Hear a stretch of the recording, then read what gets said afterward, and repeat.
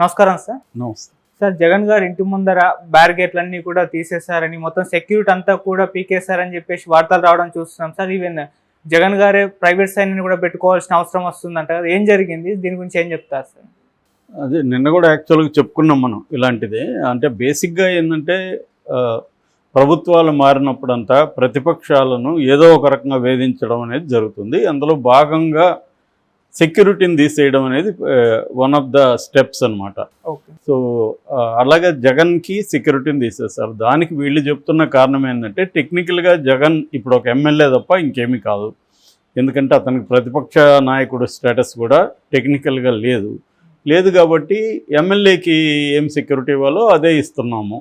So ఇంకా ఆయన ఇంతకుముందు వీధిలో మొత్తం తను దాన్ని క్లోజ్ చేసేసి సెక్యూరిటీ అంతా పెట్టుకున్నాడు. సో దానంతా ఇప్పుడు బ్యారికేడ్లు అవన్నీ ఉన్నాయి, అవన్నీ తొలగించాం. సీఎం కాబట్టి అవన్నీ ఉన్నాయి, ఓకే. ఇప్పుడు అతను ఎమ్మెల్యే కాబట్టి తొలగించాం అనేది చెప్తున్నాడు. దానికి జగన్ కూడా ఎక్కడ అబ్జెక్ట్ చేసినట్టు కనబడలేదు, కోర్టుకు పోతున్నట్టు కూడా కనబడలేదు. మామూలుగా అయితే చాలాసార్లు అందరూ కూడా మేధావులు కానీ ప్రజాస్వామ్యంలో చెప్పేది ఏంటంటే టెక్నికల్గా ఆయన ప్రతిపక్ష నాయకుడు హోదా లేకపోయినా కూడా ఖచ్చితంగా అతను పొలిటికల్గా ప్రతిపక్ష నాయకుడే. అతనికి 40% వాళ్ళ పార్టీకి ఓట్లు వచ్చాయి. సో కాబట్టి అతనికి ప్రతిపక్ష నాయకుడిగా ఆ హోదాలో భద్రత కల్పించాలన్న అవసరం ఉంది. కానీ అతను మిగతా ఎమ్మెల్యేలకి అతనికి తేడా లేదని చెప్పడం టెక్నికల్గా కరెక్ట్ ఏమో కావచ్చు, కానీ ఇది పొలిటికల్గా కరెక్ట్ కాదు. అలా అనుకొని ఉంటే జగన్ గతంలో 23 ఎమ్మెల్యేలు చంద్రబాబుకు ఉన్నప్పుడు తను అనుకొని ఉంటే చంద్రబాబు కూడా ప్రతిపక్ష హోదా లేకుండా చేసి ఉండేవాడు. ఆ ఎమ్మెల్యేని తను లాగేసుకొని ఉండేవాడు. అలా చేయలేదు. చంద్రబాబు ప్రతిపక్ష హోదా ఉండాలనే తను అనుకున్నాడు తప్ప తను ఆ ఎమ్మెల్యేని లాక్కోలేదు. మరి చంద్రబాబు కూడా అతనికి ప్రతిపక్ష హోదా పొలిటికల్గా కల్పించనుంటే చాలా బాగుండేది, మంచి పేరు వచ్చేది చంద్రబాబుకి. చంద్రబాబు జగన్కి తేడా లేకుండా చంద్రబాబు కూడా సేమ్ జగన్ లాగే ఎట్లాగైతే జగన్ అయితే రివెంజ్ చేశాడో అలాగే ఇతను కూడా చేస్తున్నాడు. గతంలో కూడా చంద్రబాబు తగ్గిస్తే కూడా చంద్రబాబు వాళ్ళు కోర్టుకు వెళ్ళి మళ్ళీ తెచ్చుకున్నారు. అట్లాగే బీటెక్ రవి లాంటి వాళ్ళకి కూడా తీసేశాడు జగన్. బీటెక్ రవి కూడా చాలా ఇబ్బంది పడ్డాడు. అంటే సెన్సిటివ్ ఏరియాస్ ఉంటాయి. ఆ సెన్సిటివ్ ఏరియాస్లో ఉన్న ఎమ్మెల్యేలు కావచ్చు, లేకపోతే ప్రజాప్రతినిధులు కావచ్చు, వాళ్ళకి సెక్యూరిటీ అవసరం ఉంటుంది. కానీ ప్రభుత్వాలు ఏం చేస్తాయంటే ప్రతిపక్షాన్ని వేధించాలి కాబట్టి, ప్రతిపక్షాలని ఇబ్బంది పెట్టాలి కాబట్టి అందులో భాగంగా ఇది కూడా తీసేస్తారు.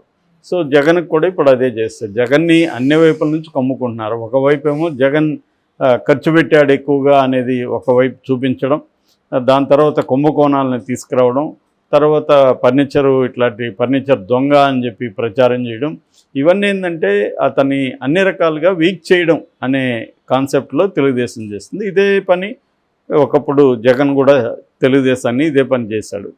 సో ఇక్కడ పొలిటికల్ పార్టీలు ఏవైనప్పటికీ XYZ ఎనీ పొలిటికల్ పార్టీ అయినా అధికారంలో ఉన్నప్పుడు ప్రతిపక్షాన్ని కంప్లీట్గా నిర్వీర్యం చేసేయాలి, చంపేయాలి పొలిటికల్గా అనేది ప్రతి ఒక్కరి ఆశయం. అదే పని ఇప్పుడు తెలుగుదేశం చంద్రబాబు చేస్తున్నాడు. అంతకంటే భిన్నంగా ఏం చేయట్లేదు. చంద్రబాబు ఏదో భిన్నమైన రాజకీయ నాయకుడు కాదు కదా. ఆయన రాజకీయ నాయకుల్లోకి రాజకీయ నాయకుడు ఆయన యాక్చువల్గా. అంటే రాజకీయాలు ఆయన నుంచి నేర్చుకోవాలి. రాజకీయాలకు పితామహుడు ఆయన కాబట్టి 45 ఏళ్ళ అనుభవం ఉంది కాబట్టి ఆయన రాజకీయాలు చేయడంలో దిట్ట. కాబట్టి అందులో జగన్ అంటే పడదు. ఇక్కడ ఏంటంటే ఆంధ్రప్రదేశ్లో ఉన్న ప్రత్యేక పరిస్థితి మిగతా వాళ్ళకంటే కూడా ఇదేదో ఒక యుద్ధంలాగా రాజకీయాలు చేస్తారు. ఇక్కడ అవతల వాళ్ళు భయంకరమైన శత్రువులాగా మొత్తం ట్రీట్ చేస్తారు. మనం ఏదన్నా ఎవరన్నా మధ్యలో కూడా ఇటుపక్క మాట్లాడితే మీ లిస్ట్ ఉంది, మీ పేరు లిస్ట్లో ఉందని మనల్ని బెదిరిస్తారు. ఇలా ఒక ఎక్స్ట్రీమ్కి వెళ్ళిపోయారు. హేట్ పాలిటిక్స్ అనేది పీక్ స్టేజ్కి ఆంధ్రప్రదేశ్లో వెళ్ళిపోయింది.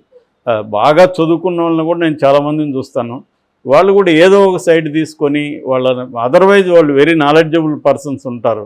కానీ పాలిటిక్స్కి వచ్చేసరికి ఎంత మూర్ఖత్వం ఉంది ఏంట్రా వీళ్ళల్లో అనిపిస్తుంది. మళ్ళీ వాళ్ళు లిటరేచర్ డిస్కస్ చేస్తారు, వివిధ అంశాలు, సామాజిక అంశాలు అన్నీ మాట్లాడుతుంటారు. కానీ పార్టీలోకి వచ్చేసరికి ఏదో ఒక సైడ్ తీసుకొని అవతల నీచంగా మాట్లాడడం, యువతల అసలు చిన్న విమర్శ కూడా ఉండదు. సో ఇది అంటే విమర్శిస్తే నువ్వు మా ఎనిమి, లేదా విమర్శించకపోయినా సపోర్ట్ చేయకపోతే చాలు మా ఎనిమి నువ్వు అని చెప్పాడు. డైరెక్ట్గా మమ్మల్ని సపోర్ట్ చేయి, సపోర్ట్ చేయకపోతే నువ్వు మా ఎనిమి అన్న ఒక దీంట్లోకి వెళ్ళిపోయింది. సో దీన్ని జగన్ ఫేస్ చేయాల్సింది. ఎందుకంటే జగన్ గతంలో చేసినప్పుడు వీళ్ళు ఫేస్ చేశారు, ఇప్పుడు జగన్ ఫేస్ చేయాలి. కాకపోతే ఇక్కడ ఏంటంటే మనలాంటి వాళ్ళు ఆలోచించాల్సింది, ఇది జగన్ చంద్రబాబు వ్యవహారం కాదు, ఇది ప్రజాస్వామ్యానికి సంబంధించిన వ్యవహారం. సో దీంట్లో ఖచ్చితంగా వీళ్ళ బిహేవియర్ వల్ల ఖచ్చితంగా సామాన్య ప్రజలు నష్టపోతారు. జగన్ గతంలో చేసిన దానివల్ల సామాన్య ప్రజలు నష్టపోయారు, ఇప్పుడు కూడా చంద్రబాబు చేస్తున్న దానివల్ల కూడా సామాన్య ప్రజలు నష్టపోతారు. ఓకే, ఇదేమో జగన్ విషయానికి సంబంధించిందే కాదు. ఎందుకంటే ప్రజాస్వామ్యంలో ప్రతిపక్షం అనేది స్ట్రాంగ్గా ఉండాలి. ఉన్నప్పుడే ప్రజల తరపున వాళ్ళు మాట్లాడగలుగుతారు, అసెంబ్లీలో కూడా వాయిస్ తీయగలుగుతారు. వీళ్ళు ఏంటంటే అసెంబ్లీలో యాక్చువల్గా జగన్కి టెక్నికల్గా పక్కన పెడితే పొలిటికల్గా ప్రతిపక్ష హోదా ఇవ్వచ్చు, తప్పేం లేదు. సో కానీ వీళ్ళు ఇవ్వదలుచుకోలేదు. ఆ 11 కూడా లాగేసుకున్నా ఆశ్చర్యం లేదు, అది కూడా ఏదో ఒక రోజు జరుగుతుంది. 11లో మ్యాక్సిమం వీళ్ళు ఇట్లా లాగేసుకుంటారు. అంటే కంప్లీట్గా జగన్ని అన్ని విధాలుగా ఐసోలేట్ చేయాలనేది తెలుగుదేశానికి ఉన్న గోల్. కాకపోతే ఏంటంటే లక్కీగా జగన్ అవసరం మోడీకి ఉంది కాబట్టి మోడీ జగన్ని ఎంతో కొంత ప్రొటెక్ట్ చేసే అవకాశం ఉంది. అదర్వైజ్ జగన్కి అన్ని రకాలుగా వీక్ అయిపోయిన పరిస్థితి అయితే కనిపిస్తుంది. ఓకే, ఓన్లీ ఏంటంటే అతను లక్కు రాజ్యసభలో 11 మంది ఉండడం, కనీసం లోక్సభలో కూడా 4 ఉండడం, మోడీ ఇటు చంద్రబాబు మీద ఇటు నితీష్ కుమార్ మీద ఇద్దరి మీదే ఆధారపడి గవర్నమెంట్ని నడిపితే కష్టమని మోడీకి ఉన్నది అభిప్రాయం. దానివల్ల ఆల్టర్నేటివ్గా ఎవరెవరు ఉన్నారు వాళ్ళలో కొంతమందిని బీజేపీలోకి చేర్చుకోవడం అన్న యాంగిల్ మోడీకి ఉంది. సో ఆ యాంగిల్ నుంచి చూసినప్పుడు వీళ్ళు అడగకపోయినా గతంలో కూడా 5 ఏళ్లలో ఇటు తెలుగుదేశం మద్దతు ఇచ్చారు. తెలుగుదేశం చంద్రబాబు తన ఎంపీలని బీజేపీలోకి తనే పంపించాడు. ఇటు జగన్ కూడా తన అడగకపోయిన బిల్లులకి మద్దతు ఇవ్వడం, చివరికి అవిశ్వాస తీర్మానం ప్రతిపక్షాలు పెట్టినప్పుడు కూడా జగన్ ఇట్లా మద్దతు ఇచ్చాడు, ఇట్లా చంద్రబాబు ఇచ్చాడు. సో ఈ కాంటెక్స్ట్లో జగన్కి కొద్దిగా సెంటర్ నుంచి ప్రొటెక్షన్ ఉంది. లేదంటే జగన్ ఖచ్చితంగా చాలా ఇబ్బందులు ఎదుర్కొనేవాడు, జైలుకి కూడా అంటే శిక్ష పడినా కూడా ఆశ్చర్యం లేదు అక్రమాస్తుల కేసులో.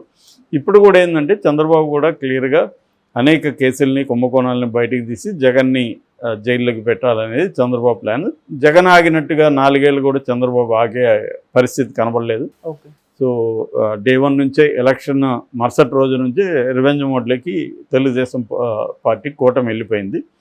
పవన్ కళ్యాణ్ భిన్నమైన రాజకీయ నాయకుడిగా ఆయన మాట్లాడుతుంటాడు, కానీ ఆచరణలో ఆయన భిన్నమైన రాజకీయ నాయకుడు కాదని నేను చాలాసార్లు చెప్పాను. సో తను కూడా వీళ్ళ లాంగ్వేజ్ మాట్లాడుతున్నాడు. తను ఇప్పటి వరకు ప్రజల మీద కావచ్చు, లేకపోతే వైసీపీ మీద కావచ్చు, తెలుగుదేశం శ్రేణులు చేస్తున్న దాడులను ఎక్కడ ఖండించలేదు. ఈవెన్ జోగి రమేష్ మీద మొన్న ఇంటి మీద రాళ్ళేసి దాడి చేసింది జనసైనికులే అంటున్నారు, దాన్ని కూడా పవన్ కళ్యాణ్ ఖండించలేదు. చివరికి తన సపోర్ట్ చేసిన వర్మ మీద దాడి జరిగితే కూడా తను ఇప్పటివరకేం ఖండించలేదు. సో ఇలాగా అంటే ఎప్పుడైనా కూడా మనం చూడాల్సింది ఏ రాజకీయ నాయకుడినా అతను ఏం మాట్లాడుతున్నాడు అనేది మనకు అనవసరం, ఏం చేస్తున్నాడు అనేది ఇంపార్టెంట్. సో ఎవరైనా మాటలేముంది, ఎవడైనా ఏదైనా మాట్లాడచ్చు. నిజానికి నువ్వు యాక్షన్లో ఎలా ఉన్నావు, నువ్వు ఆచరణలో ఎలా ఉన్నావు అనేది గీటరాయి. సో అలా తీసుకున్నప్పుడు పవన్ కళ్యాణ్ ఇప్పటి వరకైతే ఆయన వాళ్ళ శ్రేణులకి అవన్నీ మీరు కక్ష తీర్చుకోవద్దు, ఇటువంటి చెలుకు పలుకులు ప్రజాస్వామ్య పలుకులు బాగానే పలికాడు, కానీ కక్ష తీర్చుకునే వాళ్ళని నువ్వు ఖండించాలి కదా, కక్ష తీర్చుకునే వాళ్ళకి నువ్వు చెప్పాలి కదా, అరే ఈ పని చేయకండి అని చెప్పాలి కదా. సో అదేదో సామెత, గాంధీ ఆయుధాలు హింస చేసే బ్రిటిష్ వాళ్ళకి ఎప్పుడూ అహింస బోధించలేదు, వాళ్ళ హింసని ఎదుర్కొనే సామాన్య ప్రజలకు మాత్రం అహింస బోధించాడు అనేది కమ్యూనిస్టుల వైపు నుంచి గాంధీ హోమ్ మినిస్టర్ ఆమె అనిత కూడా ఇండైరెక్ట్గా ఇది వాళ్ళు చేసుకుంటున్న దాడుల, తెలుగుదేశం చేస్తున్న దాడులా తేలాల్సి ఉందని చెప్తుంది. అంటే ఎవరికి వాళ్ళు కత్తులతో కోసుకోవడం, లేకపోతే రాళ్ళు వాళ్ళ ఇంటి మీద వాళ్ళే ఇసురుకోవడం అలా చేస్తున్నట్టుగా ఆమె మాట్లాడింది. సో క్లియర్గా తెలుగుదేశం ప్రభుత్వం జగన్ పార్టీని కావచ్చు, జగన్ని కావచ్చు, కంప్లీట్గా పొలిటికల్గా ఆయన చెప్పినట్టుగా పొలిటికల్గా చంపేయాలనేది వాళ్ళ ప్లాన్. అందులో భాగంగానే ప్రొటెక్షన్ కూడా తీసేశారు. మరి జగన్ కోర్టుకు వెళ్తాడా లేదనేది చూడాలి.